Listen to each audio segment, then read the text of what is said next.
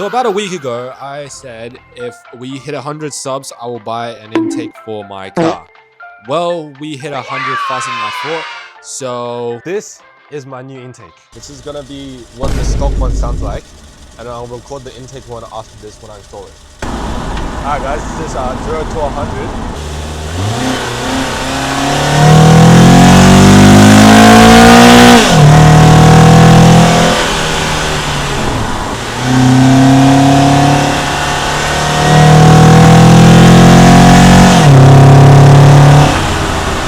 This is from Optimal AF. He makes these custom made. Shout out to him. Quality looking piece. Yeah, I was actually planning originally to route it down, but there's really no point because an intake really is not going to add that much. And this car is a daily. I'm not tracking it, so I don't really chase horsepower and all that. For the sound wise, you get the sound without the risk of hydro locking, which is pretty common on these. But you can probably tell by my power steering pump as well. I got that rebuilt by him. Definitely worth checking him out. All right, so to take this off, I'm just following the instructions. So I think you undo this, take that off, and then you take this off and you connect the hose somewhere, and then you can just chuck the whole thing out. We need to remove this.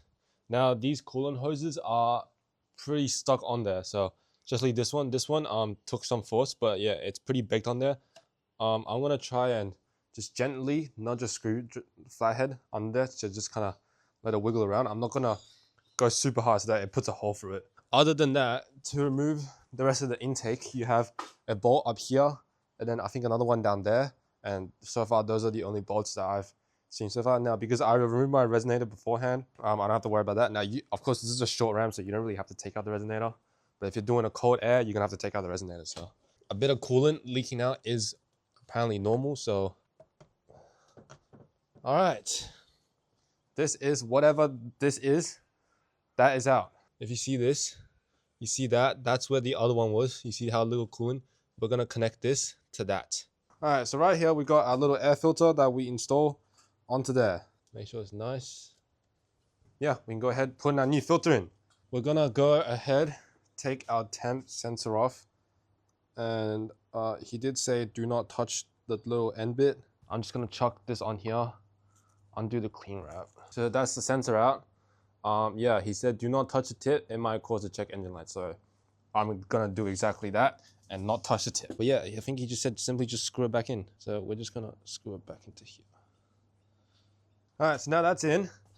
We can go ahead and chuck in our pod filter. He does offer 3 different colors, black, red, and blue. Of course, I had to get the black to match my car.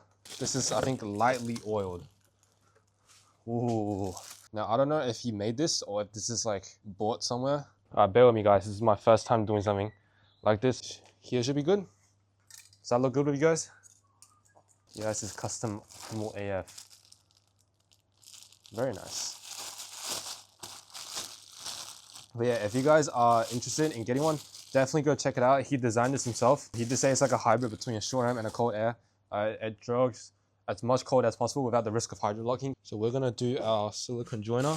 Now, if you just look at it by itself, of course you can see one side is obviously smaller than the other.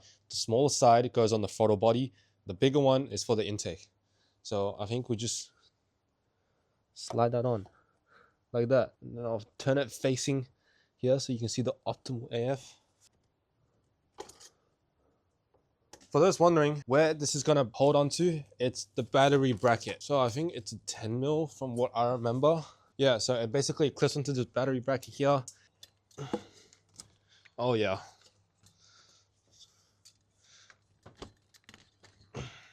Okay, I'm gonna get the nut ready in hand. Pause. All right, so we're gonna connect our air temp sensor back in. I think it's this one.